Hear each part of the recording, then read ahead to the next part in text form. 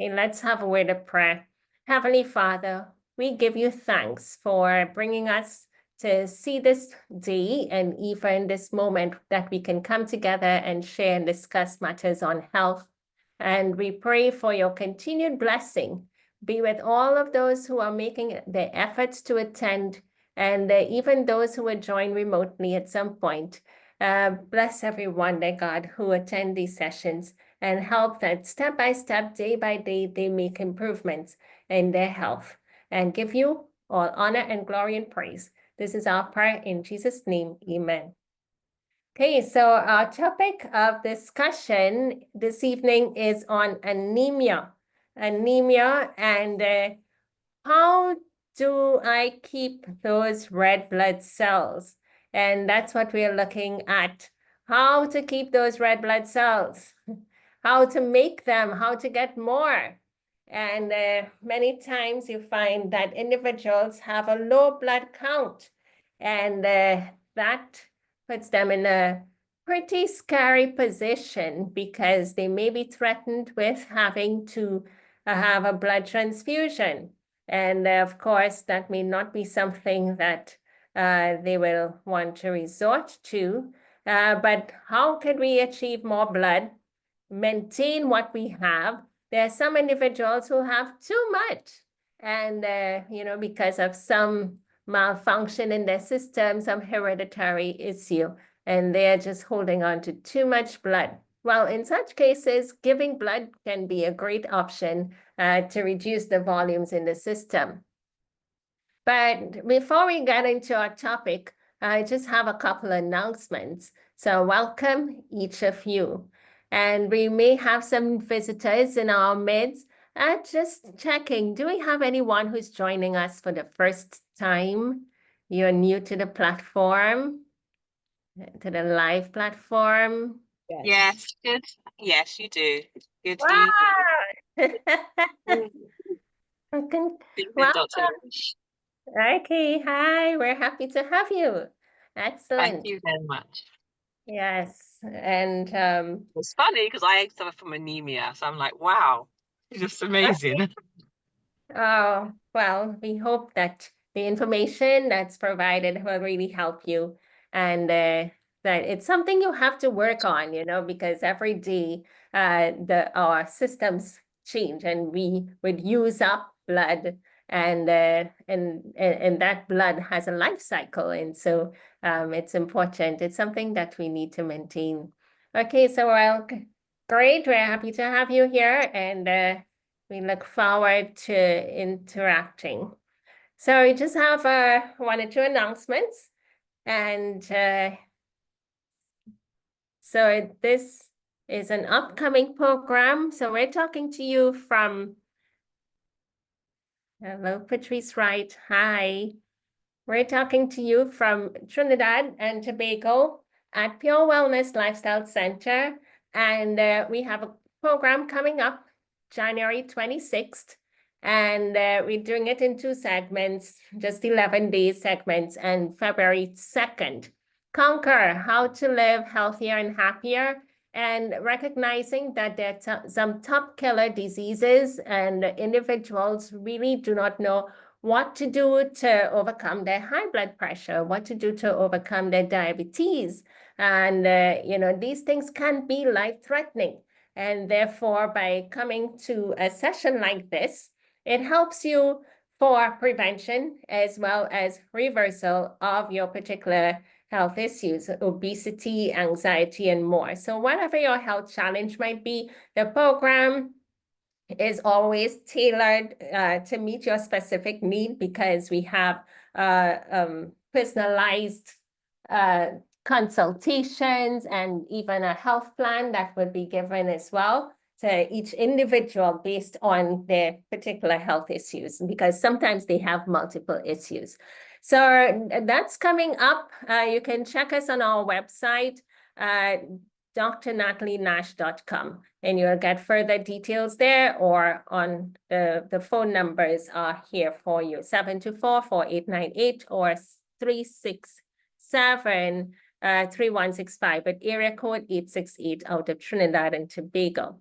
So I just want to share this Some of you may have seen it before, but this was in our last session in December, just to give you a little idea of what it entails. And it's a group setting, it's a live-in program, and you are going to make new friends and do the health together. So let's just have a look.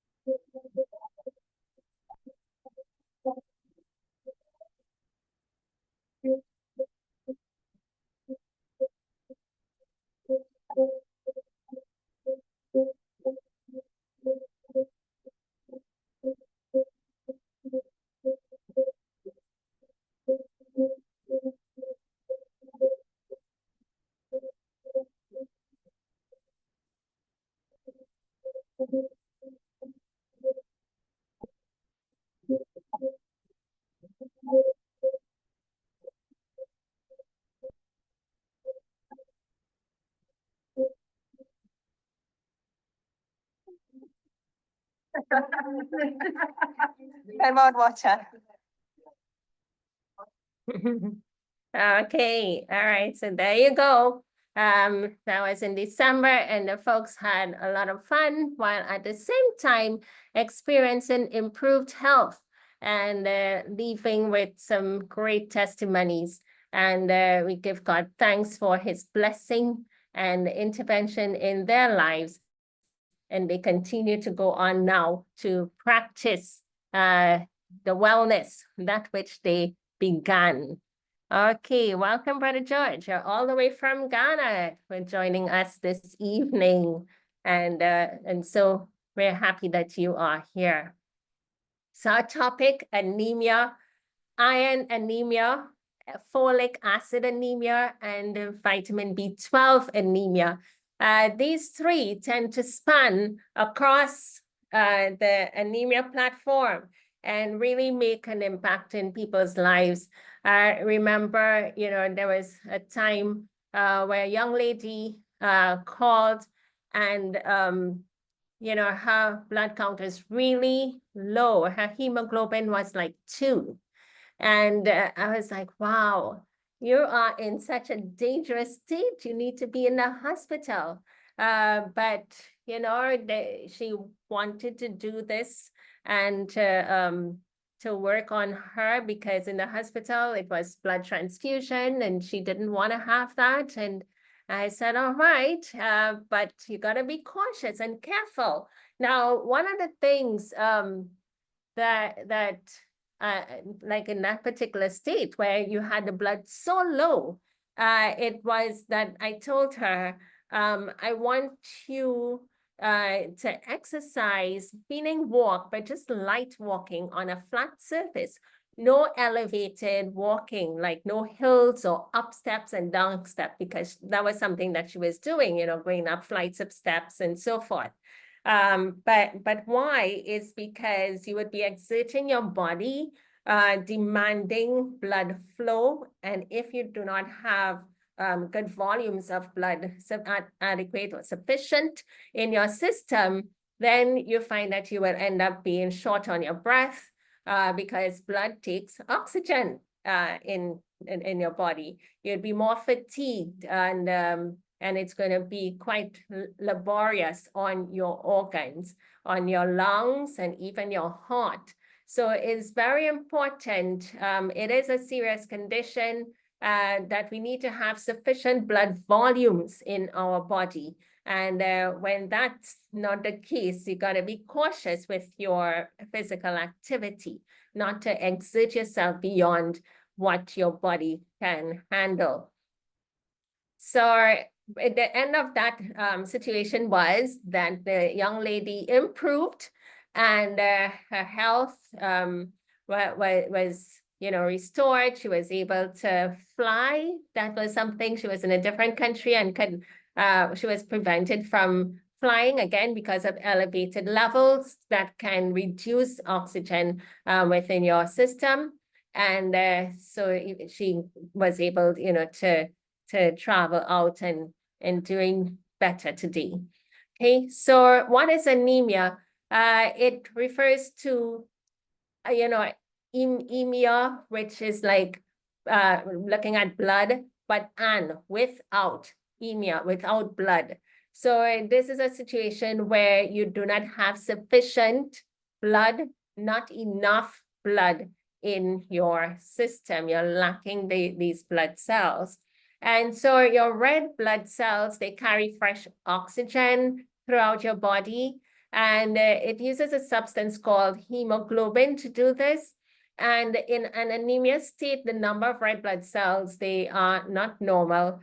And so there is a variation between men and women in terms of what makes up adequate blood for them. And anemia affects both male and female. It's not only the ladies, but we do have men who will be anemic as well.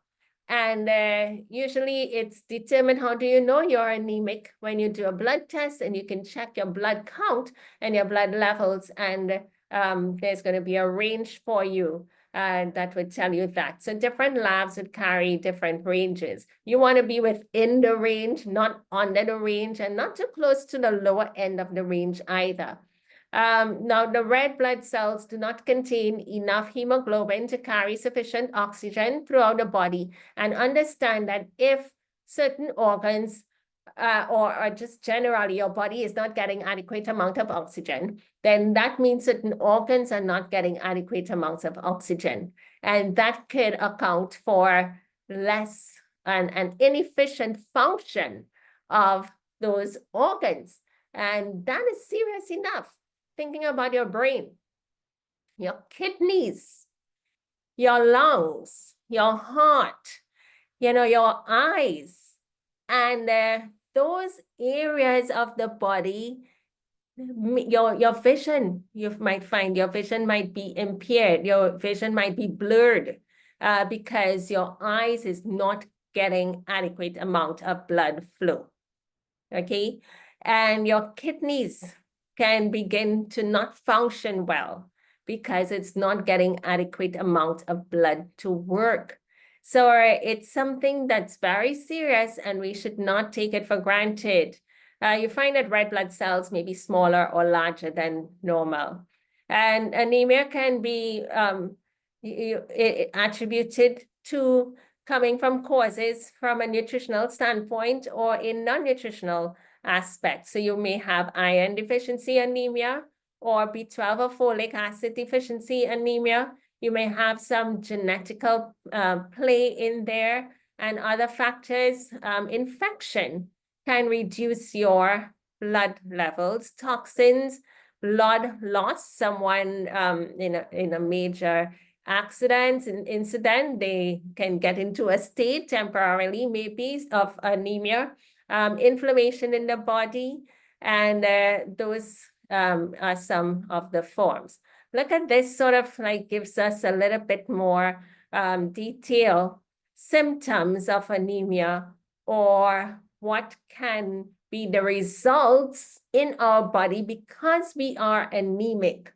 And sometimes we are having these, but again, just, not recognizing the connection. So in your eyes, there might be a yellow hue of color in the eye, and the skin as well might be yellow, pale, or cold skin because of insufficient blood. Have you ever shaken someone's hand and it's cold and they have cold hands and feet all the time? And their hand never seems to be warm. And it's because they don't have sufficient blood. So maybe one of the reasons. Okay, there's so many other reasons, thyroid issues or just the temperature, they're not dressed properly to have sufficient blood in their hands and warmth in their hands. But anemia can be, the skin can be cold.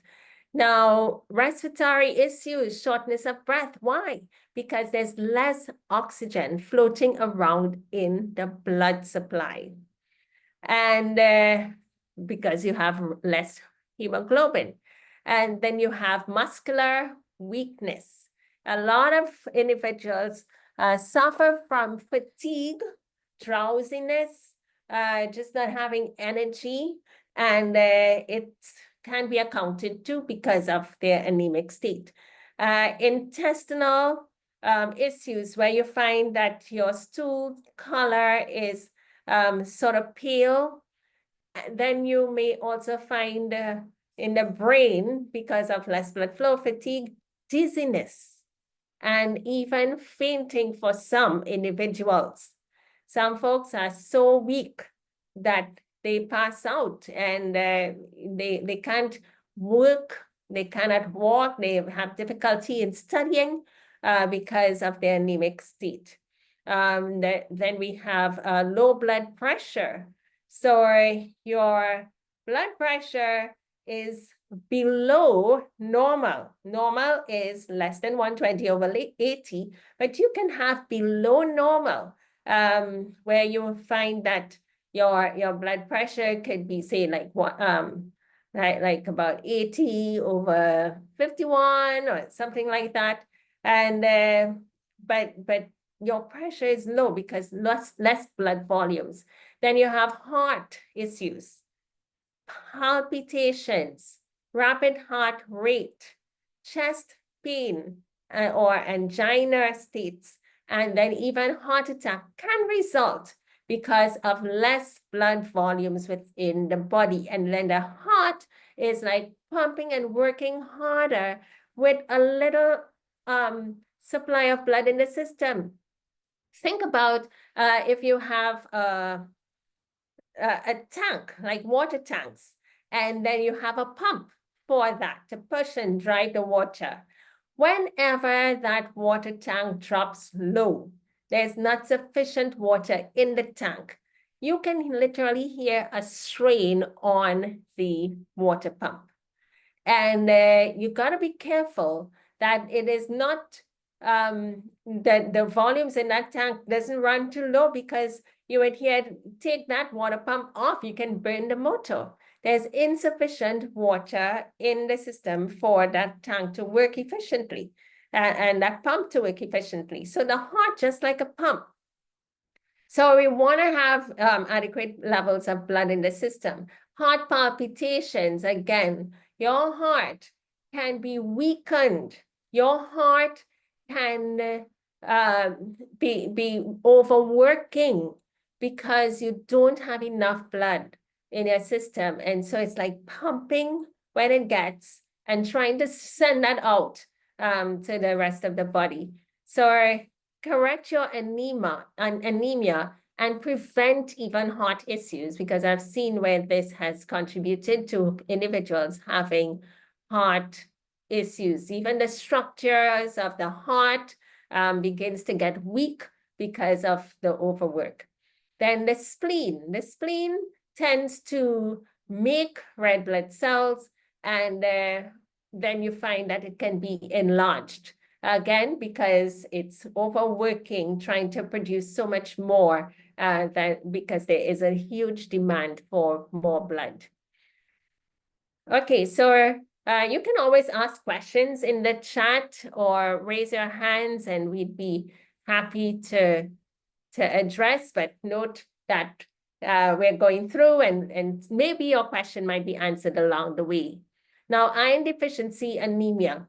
It's the most common type of anemia, and it is usually present when there are not enough red blood cells or hemoglobin in the blood. And you find that as a result, you don't have enough oxygen circulating throughout the body. Adults, men require like about 10 micrograms of iron. Women of childbearing age they tend to get like 15 micrograms, require 15 micrograms of iron. And after menopause, they reduce that demand for 10 micrograms and milligrams of iron. So you find ladies in reproductive years tend to lose blood, so your demand for iron levels, it's higher, 15 milligrams, but after menopause, you don't have that great need anymore. Symptoms, if you're iron deficient, fatigue, dizziness, headache can be a classic symptoms if you're regularly getting headaches. Rapid heart rate, shortness of breath or exertion, pale skin, nails, and lips, sensitivity to cold, and poor appetite, cravings for clay, ice, or starch, and sore mouth or tongue, and poor blood circulation. I know someone who craves clay or even charcoal, and we just want to eat this. It's a condition called pica because of your iron deficiency. And folks would want to eat dirt, literally. They find it's the minerals in these items that the body is craving and going for, and they literally get dirt and eat. And that would satisfy that desire and that craving. But these are real things that happens to individuals. And why? Because they are iron deficient. They are iron deficient. So what can cause it? Poor absorption of iron from your food, chronic blood loss. Maybe the individual has a peptic ulcer in the stomach, and you find that bleeds, and that gets excreted out in the stool. And that could be a little leak of blood out of the system. Pregnancies and repeated pregnancies, the baby demands blood. And so that can make the mom anemic. Menstruation, heavy blood loss in menstrual times. Now you find that individuals may have other issues going on that's causing their menstruation to be heavy. Maybe they have polycystic ovarian syndrome. Maybe they have fibroids, or they have simply hormonal imbalance that's causing them to have excessive blood loss. One of the things that I recommend for when that is happening, excessive blood loss, menstrual loss, is that you get something called liquid chlorophyll, and that tends to stem the excess blood loss and shorten the menstrual time, slow down the heavy bleeding. So that's liquid chlorophyll. Vitamin D3 can also help. Individuals may very well be vitamin D3 deficient and have excessive blood loss, hormonal imbalance. So those are two of my main go-to items, but the liquid chlorophyll can really help. If you don't have liquid chlorophyll, you can do spirulina, chlorella, any one of those mix in water, and that can help. Excess estrogen, hemorrhoids, ulcers, we mentioned that, and diverticular disease. Okay, how do you know what type of anemia you have is a question. You will have to do some blood work. So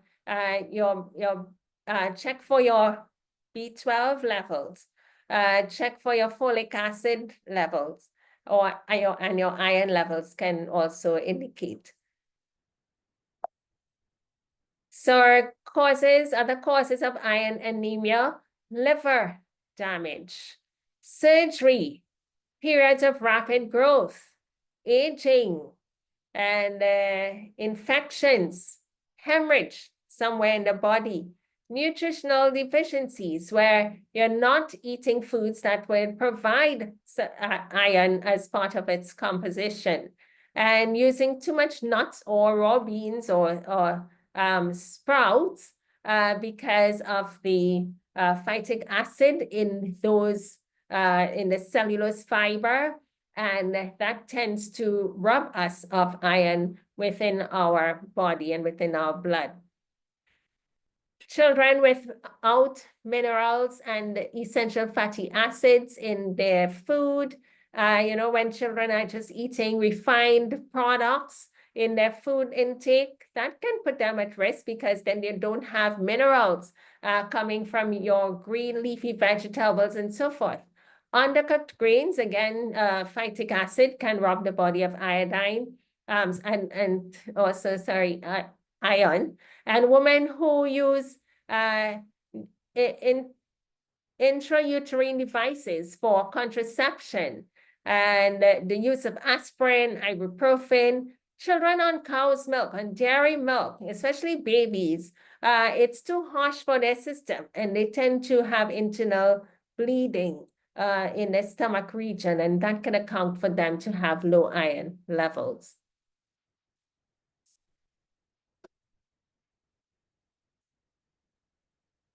Okay, so someone is asking, how can we assist an individual whose anemia is as a result of bloody urine? Well, let us seek to find out the underlying cause for that bloody urine. What is it? Is it prostate issue? Is it that,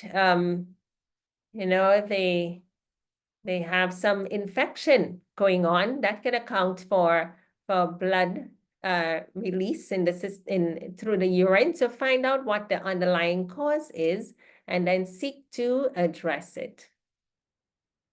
Okay, thanks.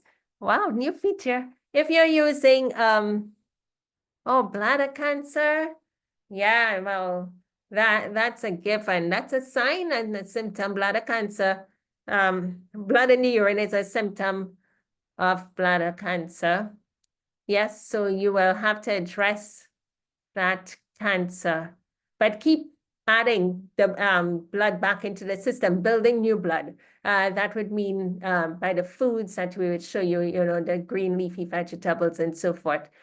All right. And if you're using liquid chlorophyll, but do not have heavy menstrual flow, should you stop using it? If you're using liquid chlorophyll, maybe you're using it for mineral intake. Some people use it for cleansing their system as part of a detoxification program. You can use it, but not for extended periods of time. Use it for a certain period and then you move on. Ferrosol, what do you say about this supplement? I'll have to look up ferrosol. I'm not too familiar with it. I'll have to look it up. But whenever you're looking at a supplement to help to build your iron levels, try to get one that has like vitamin C in it, because vitamin C will help with the iron absorption in the system. And or you may have a supplement that has not only iron, but folic acid and B12. And that's pretty much targeting any of the anemia states.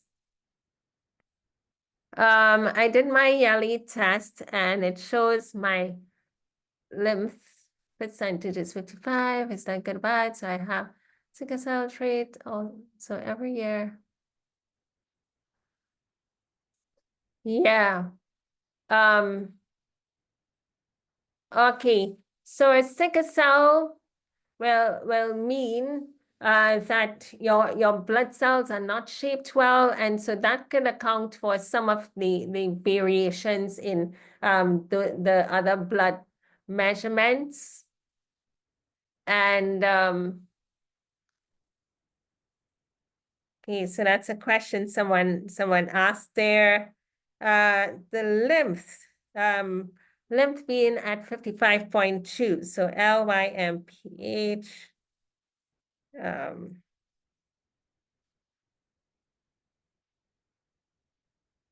Okay, so that would have a range. So if it's 55%, I mean, that's like about average. It's giving a percentage there rather than a number. So at 55, okay, thanks. At 55, it's just a little above average. And you wanted That should be fine. It should not be too high or too low. We don't want that. So that should be okay. Okay, using it for cleaning. That should be all right. If you're using liquid chlorophyll, maybe say for 1 or 2 weeks, that should be fine for you. But watch, some people may have constipation issues with that liquid chlorophyll. Some folks may not be able to take the full dose. If that's you, if it gives you a headache or some discomfort, then use less. Okay, so someone is asking about a particular situation here. Ferrous. It's giving you, okay, I see it.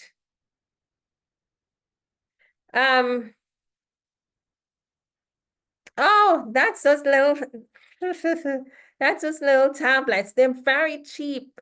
Sometimes you see them out of the box and so forth. Yeah, they give you that. That may work with some folks and it may not work with some people. And I remember some time ago a doctor giving me that. And to tell you honestly, I had it maybe about 2 or 3 days and I stopped because it made me feel so sick. I just felt really, really, really sick and I couldn't have that. So yeah, okay. So it can help, but again, if it works for you, not I really can't take medication. I can't even take full dose of supplements. So I could surely have good fill of food. Okay, so let's move on. Blood building treatments.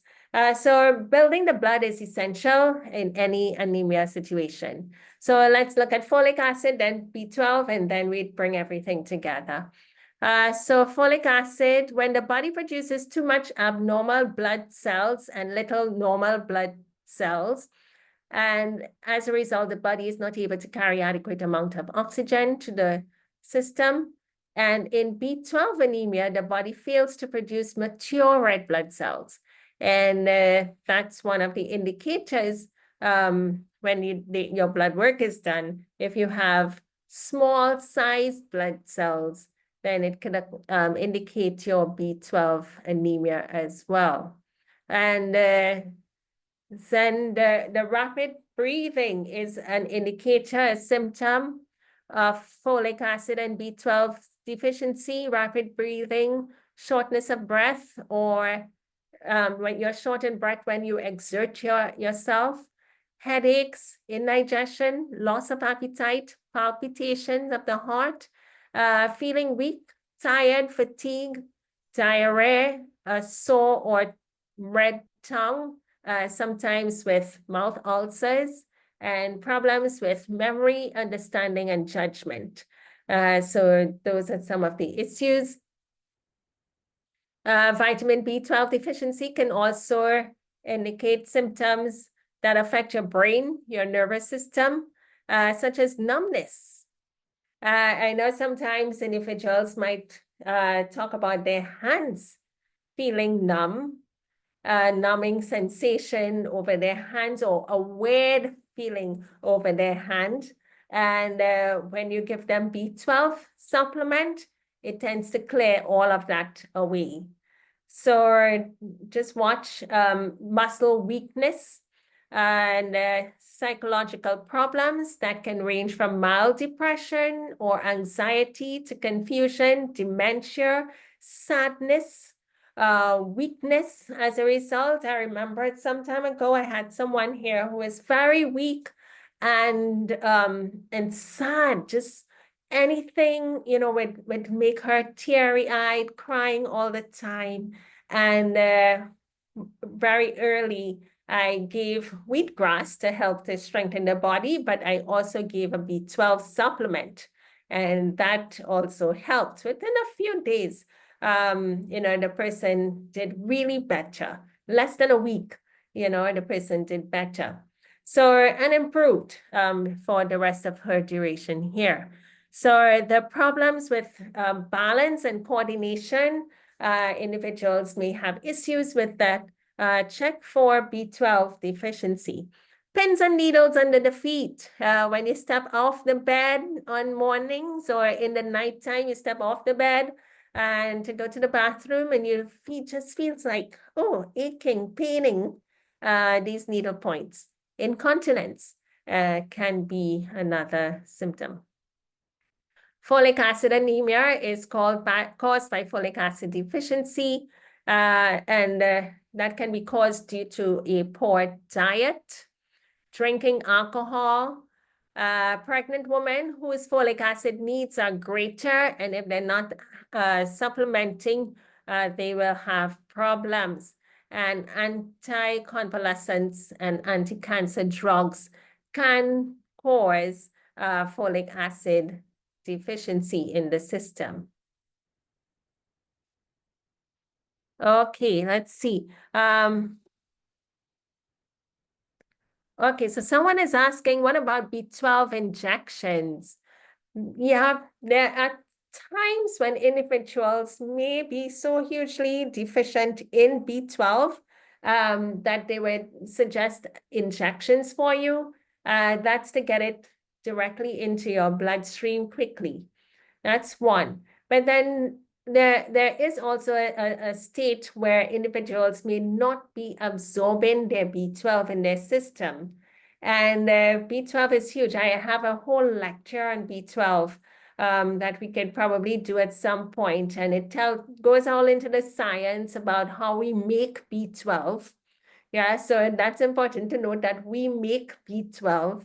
B12 is not only harvested from eating animals, but how do the animals get their B12? They eat green leafy vegetables, fruit, leaves and grass and so forth, especially when the grass grows near water courses. B12 is a bacteria, and so they pick it up in the food, and then they make it in their gut. And we too can make B12. However, when we don't have a good supply of food, intake of food, we are not eating adequate amounts of leafy greens, food is more processed than anything else, or just we have poor digestion going on. We can not make B12. And the times when we're using things like Listerine that kills 99.99% germs and bacteria. B12 is a bacteria, and so that can also cause us not to have B12 sufficiently. B12 shows up in our mouth on mornings when you make it, and it comes up in the mouth area. So when you wake up, drinking water tends to send it back into the system and recycle. But if you wash your mouth out with Listerine, or any of those mouthwashes that tends to kill bacteria, you could very well be killing your B12. So I just put that in there, that there are times when individuals have certain issues that's preventing the absorption of B12 in the system. And so the injections, they can be placed on that for a while.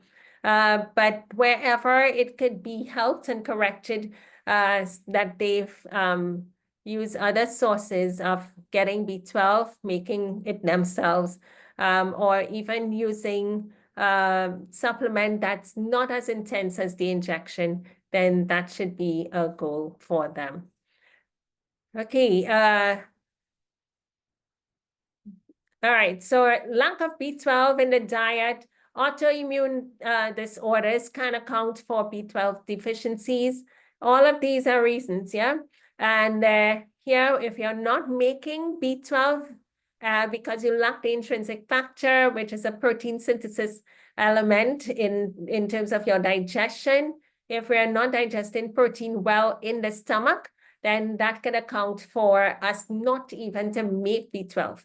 And individuals who use things like baking powder, baking sodas, or alkaline products tend to run into B12 deficiencies because those baking powder, baking sodas, that anything that can keep the pH level in your stomach high will cause problems for breaking down protein. And part of that process would require us to produce B12 at some point, as long as our digestive system is working well.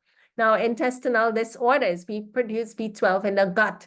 So if your small intestine has an overgrowth of pathogenic bacteria or other issues, you will not be able to make it well. And then surgery on the stomach or the intestines, all of that will disrupt B12 production. And pernicious anemia will be something that individuals might be told that they have simply because your immune system attacks your healthy cells in your stomach, preventing your body absorbing B12 from the food you eat. And this is the most common cause of B12 deficiency. So addressing your immune health, your gut health, using things like probiotic, prebiotics, green leafy vegetables to eat up those will help to produce good, provide good fiber to give to your gut bacteria and cause it to thrive, all your beneficial gut bacteria. And then you might be able to build a strong immune system and even make your B12. So a lack of these vitamins in your diet, when you have vitamin B12 or folate deficiency, this is uncommon, but it can happen if you have a vegan diet. And if you do not take B12 supplements, so just monitor yourself. Take supplement, periodically, and that should do you well. Or unless you have done some blood work and you're told that you're B12 deficient, then you should take some supplement. Usually, I would say take the range of B vitamins. Simply, we're looking at the gut health again. And if you're not absorbing B12 well, if you're not making it, it's very likely that even for the other B vitamins that you will have an issue with, that you would not be able to have adequate absorption of them. So taking a B complex where you have the range of the B vitamins can be helpful. There are times when you might need more of B12, but again, it's a case-by-case basis. And then let's see, medicine. Certain medicines can cause B12 deficiencies. We mentioned earlier the anti-convalescent drugs. Proton pump inhibitors. Again, this relates to the stomach, where individuals may have acid stomach, and they're given a PPI medication to reduce the production of acid in the stomach. When that happens, then you do not digest proteins well, and therefore you will have a difficult time in making B12. So PPIs can be disruptors, and therefore if you're on PPI, proton pump inhibitors, for stomach acid, stomach-related issues, then you should supplement with a B12 vitamin. Potential complications as a result of B12 and folic acid deficiencies. What happens if you are deficient in these vitamins? Your nervous system, you're going to have issues with that. So pain might be something for you. And just check you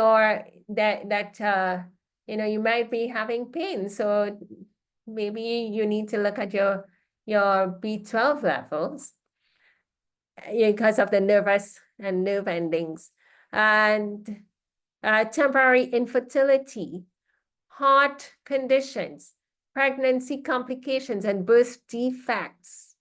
That's why moms are given certain vitamins to take, and it's helpful to make sure that they have those nutrients in their body to have a healthy baby, healthy children, and they will grow up into adults. Now, adults with severe anemia are also at risk of developing heart failure. I emphasized on that earlier, and so developing heart failure, so don't play around with the anemia. And some complications tend to improve with appropriate treatment, but others, such as problems with the nervous system, can be permanent. So you always have to be supplementing with this. So how do we turn that off? Looking at the diet, we are going to avoid any food that can decrease iron absorption. So processed foods, junk foods where you have additives, artificial sweeteners, sugars, spicy foods, foods where you have dairy in it. Those tend, or even wheat tends to reduce iron and absorption in the system. And caffeine and alcohol, stay away from any alcoholic drinks, vinegar included, green tea, chai tea, black tea, sweet tea, Lipton iced tea, coffee, decaf, white teas. All of those caffeinated teas tend to cause problems and deficiencies in iron. Now, vinegar on its own tends to burst our red blood cells, and that can account for iron deficiencies. Bakery products, soft drinks, candy, beer, ice cream, processed foods, all of these tend to cause issues. They have baking powder, baking soda in them, sugar, and it plays a major role in here as well. Foods high in oxalic acid, you are looking at your spinach. Now, spinach, whereas it can help, is a green leafy and it has iron in its leaves and so forth. At the same time, too much of that can be problematic because of the oxalic acid in it. Can tend to have an adverse reaction and benefit to our bodies. So sorrel, you can have these things, but not in excessive amounts. Any Swiss chard, chocolate, cocoa, cashews, soda, soft drinks, etc. Avoid the use of supplements such as calcium, vitamin E, or zinc. And at the same time, when you're taking an iron supplement, because they tend to interfere with the absorption. So if you're taking one of those like ferrous sulfate, for example, and you're looking at having your calcium, vitamin E, and zinc in a multivitamin, have you ever noticed that in multivitamins, they may have everything else, but they don't have iron? Is because there can be a competition for absorption of iron. So iron tends to be more by itself, and other components that can help with iron absorption, like the vitamins C, for example. So if you have to do this, you sort of like stagger the timing, take them away from each other, like about 2 hours away from iron, take it away from your multivitamin time. Consume fruits such as grapes, prunes, blueberries, cranberries, dates, figs, pears. All of these have iron in them. Consume nuts and seeds, pistachios, pecans, almonds, sesame seeds, and flower seeds. Add citrus for vitamin C and iron absorption. Kiwi, red cherries, lemon, oranges, sweet red bell peppers, guavas, blackcurrant, Brussels sprouts, and then bran whole wheat flour, and even oats tend to have phytic acid in them. So let's not overdo on our intake on that within a day, because it can reduce our iron levels. But sometimes when I tell folks, if they're having lots of these fiber foods, like bran and wheat and so forth, that has phytic acid in it, just make sure that you're supplementing back, especially if you know you have an iron deficiency situation going on. Make sure you're not overusing, overdoing, and at the same time, keep the supplementing up. Or the foods that can give you iron in your system. Here are some more foods that are rich in iron. Fenugreek. It's fenugreek, it's a spice. It's a little seed and it's great for reducing blood sugar levels. And but it's also really good in iron. And then you've got dried spirulina, blackstrap molasses, soybean, sesame seed, whole grains, bran, lentils, wheat germ, tofu, oats, olives, spinach, lettuce, alfalfa, sprouts, all of these can help. Pink Himalayan sea salt, and that has iron in it, apart from other minerals. And eat raw and live food once a week can be helpful to help increase your body's absorption of iron. These foods of the cruciferous family, Brussels sprouts, broccoli, cabbage, collard greens, and so forth, cauliflower, kale, all of those are great. Whenever you're using foods in this family, make sure you're using kelp or dulse. Kelp is a seaweed vegetable, and a little pinch of kelp on your food will help to give you iodine. And because this food tends to rob your thyroid gland of iodine. And so by having kelp put back into the meal will balance things off nicely. What about your lifestyle? Can our lifestyle actually help us to improve our anemia states? So you want to get sleep. When do we build our body and when are cells repaired and when are cells made? In the nighttime, when you're resting, it's important. So getting adequate sleep at night, going to bed by 9:30, making sure you're asleep by 10 is important to give your body rest to make these blood building components that we need. Okay, if you have problems sleeping, well, let's work on that. Sleep in a dark room, let it be cool, no noise in there. Set yourself up. Maybe you're not getting enough sunlight in the day to help you with improved sleep at night.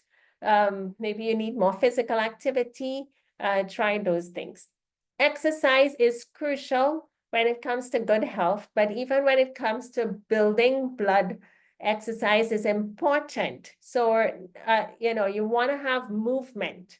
And the more you have movement, you're going to put a demand on the body for more blood supply, and then your body can respond. Your bones tend to produce blood and your red blood cells. So by when you walk and you bounce and on that bone, you're going to be strengthening the bone and activating those cells to make blood for you. But getting adequate amount of exercise will also demand oxygen in the system. That can help to increase, the oxygen in your blood and get your blood moving, circulating to every area that it needs to go.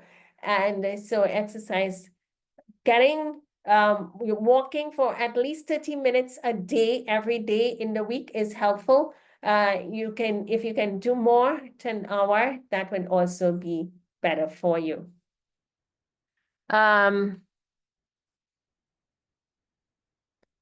Okay, so someone is asking if you're not drinking caffeine and no Lipton, what would you recommend that we can drink? Like fenugreek, you can make a tea from fenugreek, and that can help with the iron levels.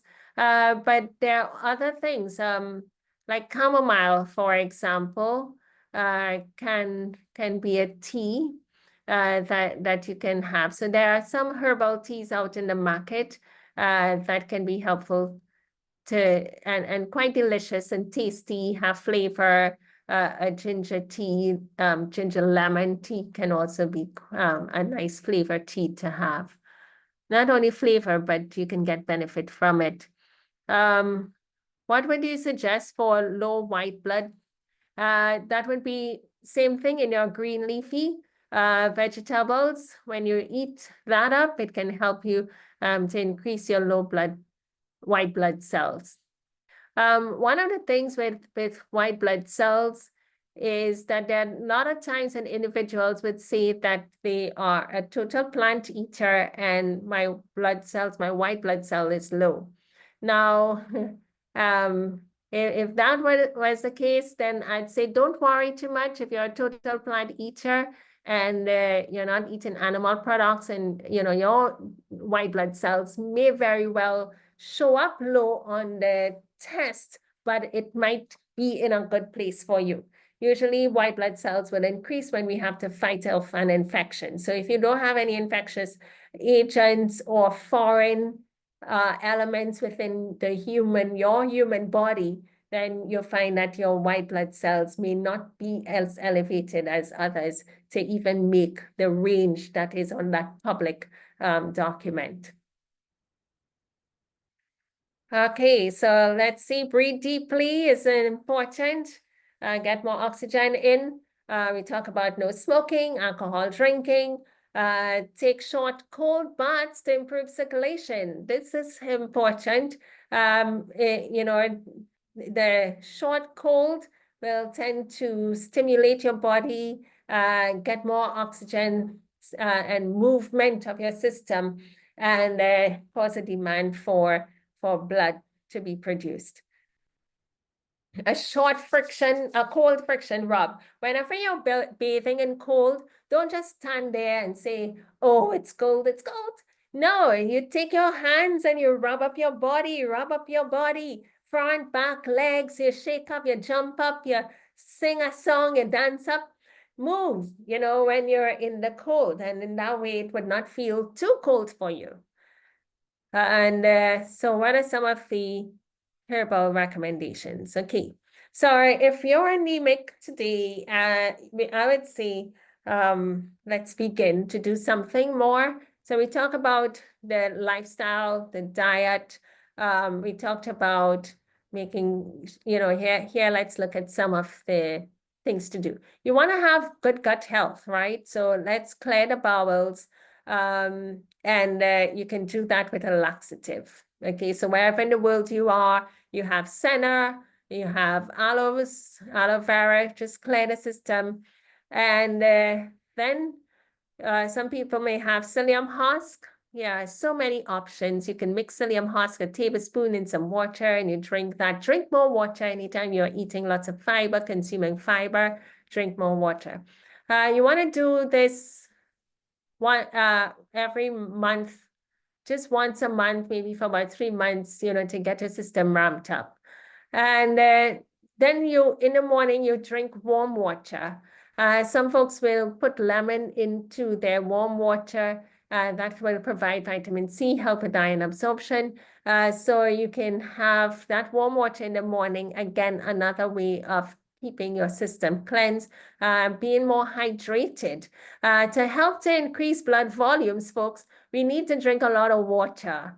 Okay, so water tends to dilute blood, not keep it as thick, and help to increase blood volumes as well, and be kind to the heart and every other organ. So a liver cleanse can also be helpful by using something like dandelion or milk thistle or burdock, where you cleanse both blood and the liver. That can help in these cases. Unsulfured blackstrap molasses, 1 to 2 tablespoons daily. This can work for a lot of people to help to improve your blood count, to also help to improve your iron levels, and the blackstrap molasses. But there are times when individuals may be diabetic, they cannot have blackstrap molasses. You may have candida overgrowth when you have black molasses. It's quite sweet. So not everybody it would work well for, but this is an option. Another option would be tahini or sesame seeds, where you take like 2 tablespoons of sesame seeds and you eat that, add it to your cereal, put it on your peas and beans, just consume sesame seeds, and that helps. Anything that would increase calcium can also help with improving your iron levels. Folic acid you can get in your chickpea, spirulina, dried spirulina, get great source of iron there. Zucchini is a form of soybean, mung bean, another soy, beets, beetroots tend to increase iron levels, and pomegranate. This in hibiscus tea or the sorrel, you can have some of that, not overly too much because again of the oxalic acid. For iron anemia, here are some teas. So someone who asked her earlier about tea, hibiscus, red raspberry, turmeric, yellow dock chamomile. So these are what can help even with iron. So the chamomile, you'll get that easily. Turmeric, you can always find.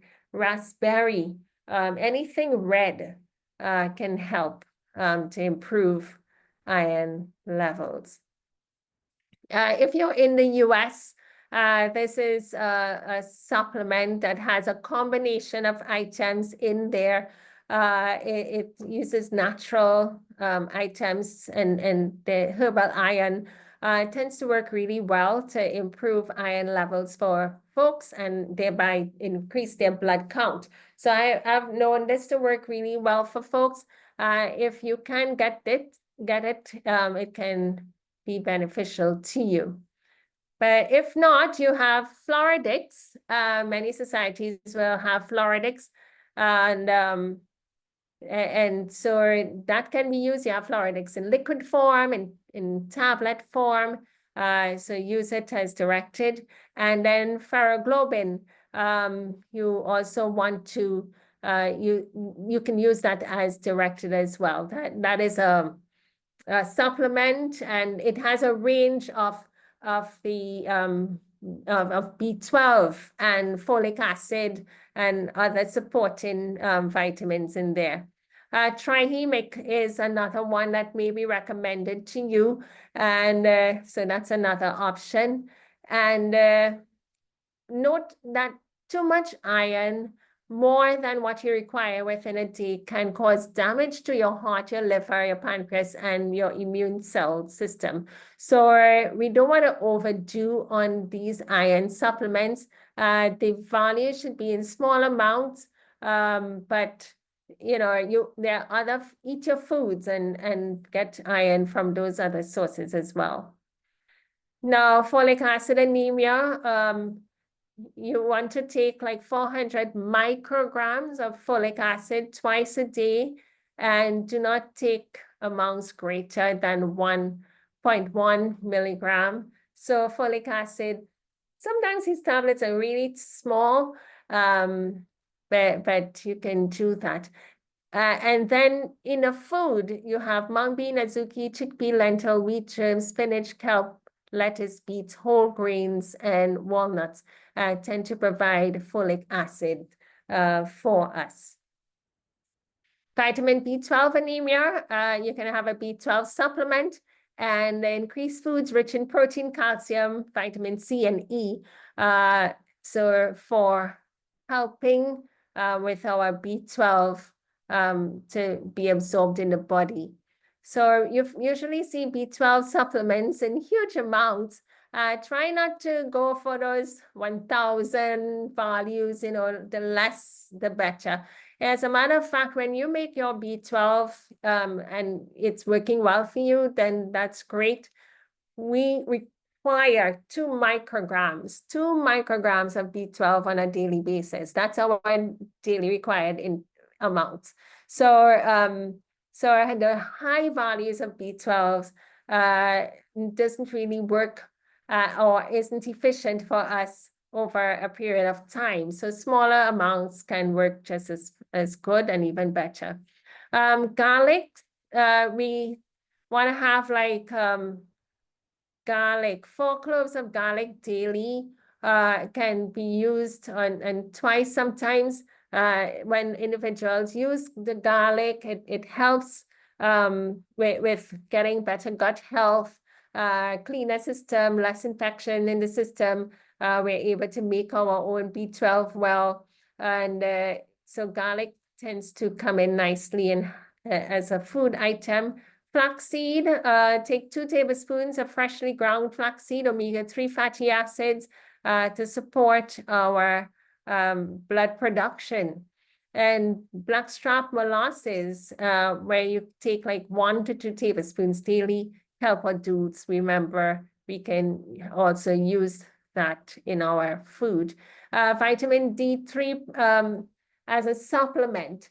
So vitamin D is something that the body will make, and our condition needs to be right. We need to put ourselves out in the sun to make vitamin D. And some societies may not have adequate amount of sunlight this time of the year, winter time. And so you are not even going to make vitamin D. I was in the UK just last week and the week before, and I was just sharing with my family and other connections that the importance of supplementing with vitamin D right now. In those northern countries, the sun is not rising high enough for individuals to be able to get sunlight and furthermore to make vitamin D, especially if you're in the UK. A lot of folks are hugely deficient. When I went there, my nephews and they had a lot of allergies.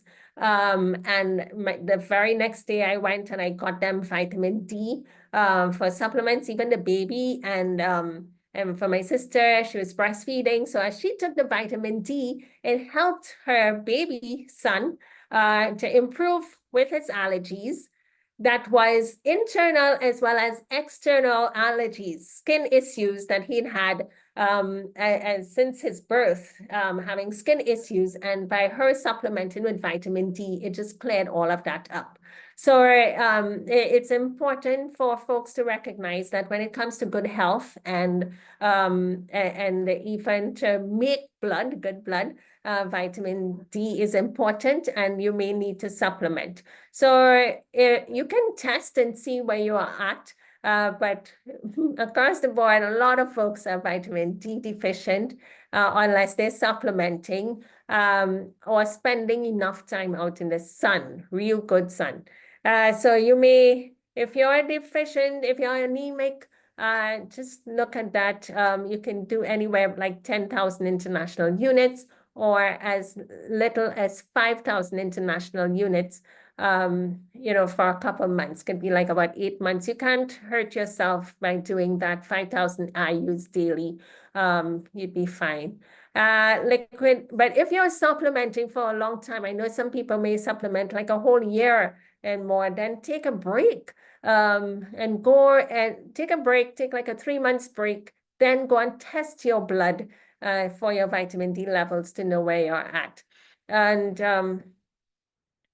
okay, so here's some other herbs. So we talk about the yellow dock. Astragalus is another nettle. Nettle grows in the yard of certain people, and nettle is extremely beneficial when it comes to building your iron levels. You can pick these leaves and cook them like a spinach and eat, and that's going to help to improve your iron levels, or simply making a tea of nettle leaf.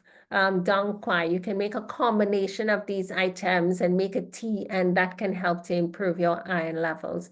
Here's a nice little sweet one that folks can do. You can take grape juice, or if you have pomegranate juice, and add to it blackstrap molasses. So the grape juice, 64 ounces, blackstrap molasses, 1 cup, dried apricots, 1/3 cup, raisins, 1/3 cup, prunes, 1/3 cup. You put all of that into a jar, stir it around, and then just leave it, let it set. And the fruit's gonna start to release their properties into the grape juice, and you leave it on there overnight. And then you refrigerate it and you pour out 4 ounces and you drink that 3 times a day. Very sweet. Not everyone would be able to tolerate this, but this can help to improve your iron levels. This is another nice one. I actually made this and had some fun. It tasted quite delicious, I found. So it's nettle leaves. So I sort of like softened the nettle leaves, steamed them in order to work with it. Then I put 2 tablespoons of sea moss. So those of you who live in the Caribbean or in the African regions, you have sea moss available to you. Or you can use any seaweed veg that you guys have. Then you have 1 teaspoon of spirulina, 1 teaspoon of liquid chlorophyll, and that's the a branded item, liquid chlorophyll, by now is the brand NOW. So I put 1 teaspoon of that in there. 1 tablespoon of blackstrap molasses and 2 tablespoons of lemon juice and 1 cup of grape juice. So it was a pretty much concentrated item, not too many, a teaspoon of that and so forth, a tablespoon of everything, and you blend it. So I put it into a little NutriBullet and you blend it. And then you have that to drink. You just have to like sip on this. You can take about 2 ounces 3 times a day. But this can help. You want to think of taking items that would cause you to increase your blood count and your blood levels, and the body's going to respond to this. Drink lots of water with that as well. Okay, so that can work. There is something. So okay, we're gonna have Q&A now, and while we do that, then I might be able to pull up something for you. So thank you, everyone, and let's see if we have some questions.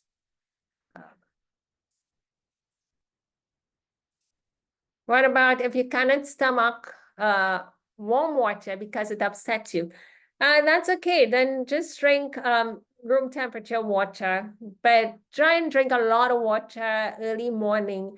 You find that helps to flush your system. I say it's like an internal shower, and you will be able to get good movement, good bowel movement. A lot of folks are talking about piles and hemorrhoids and having constipation issues.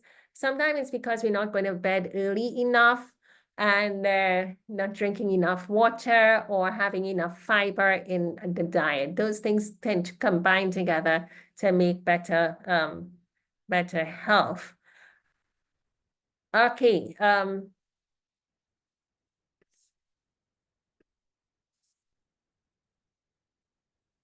All right. So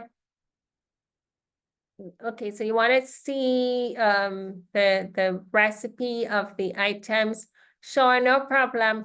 I will post it up again for you to see and to follow.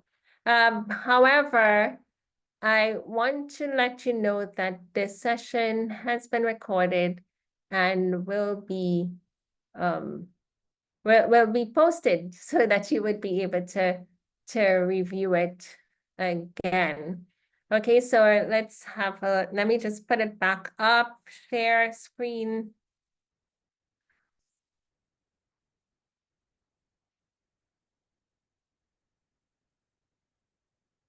This one?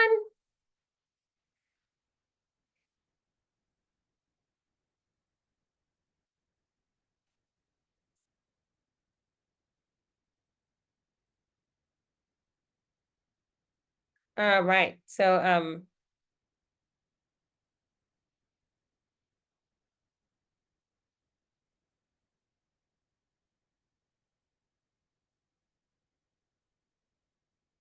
okay, there are some additional things that I would also, there's some items that we can also make juices of.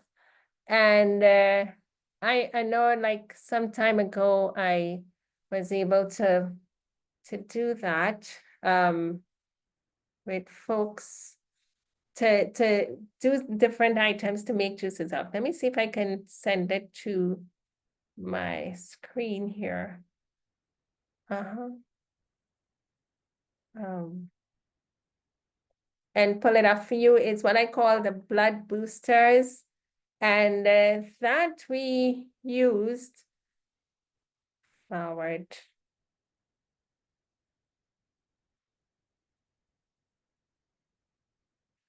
Okay, there you go. Yeah, so these items I was able to use and it had helped individuals with their situation. There was one time, somebody had a dengue and they were in the hospital, and the family used this, what I'm going to show you, used it for them and it helped. But what I was looking at was more the anemia state, but then I just remembered that these can also work and help. Um,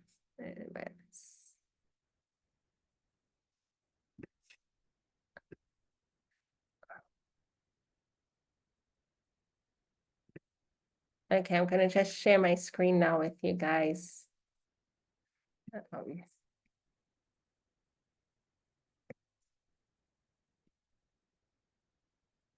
so,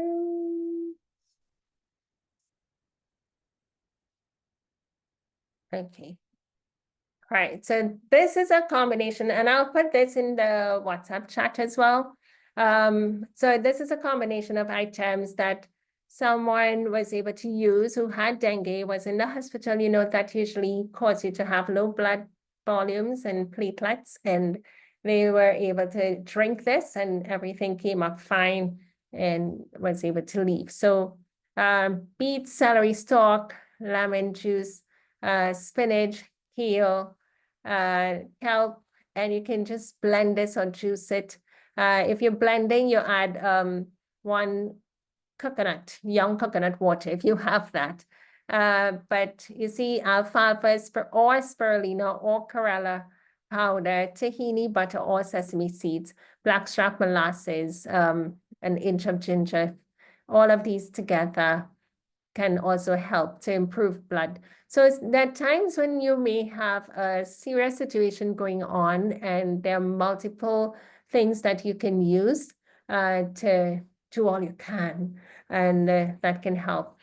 This is also another item combination here. You can blend or juice it. If you're going to blend, then steam the vegetables. But I tell you, you may not have to do 3 carrots if you're steaming, because 1 carrot would be sufficient.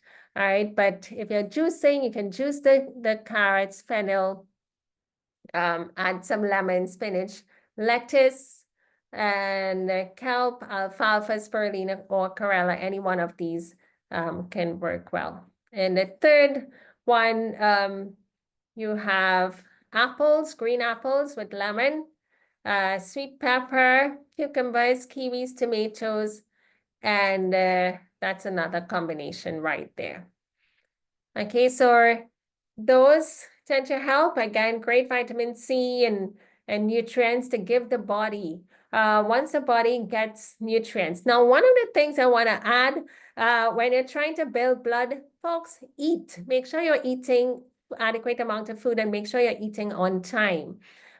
Because a lot of times we miss meals, and when you skip meals, you skip those opportunities for getting nutrients from your food to make blood, to provide, these minerals and vitamins that the body needs.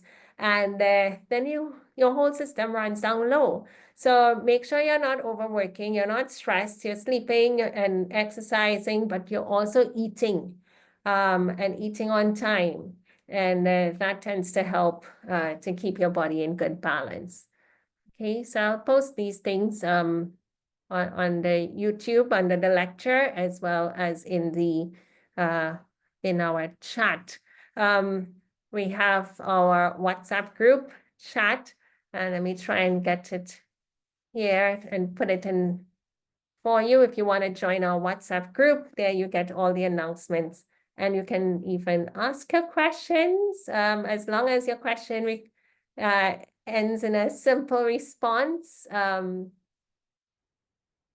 Then you will get a response. But sometimes the questions are quite technical to respond to, and then there would be a delay and it might come up in a presentation. Okay, great. So thank you, everyone. And we'd like to close off. I'm really happy that we are able to resume for our year 2025. And let's just have a word of prayer if we have no more questions at this time. Heavenly Father, we want to give you thanks for the blessing of coming together and providing nutrients in the foods and the means by which we are able to gain better health. We ask for your continued blessing on each person here and many others. This is our prayer in Jesus' name. Amen. Okay, thank you, everyone, and do have a blessed evening. Thank you, Dr.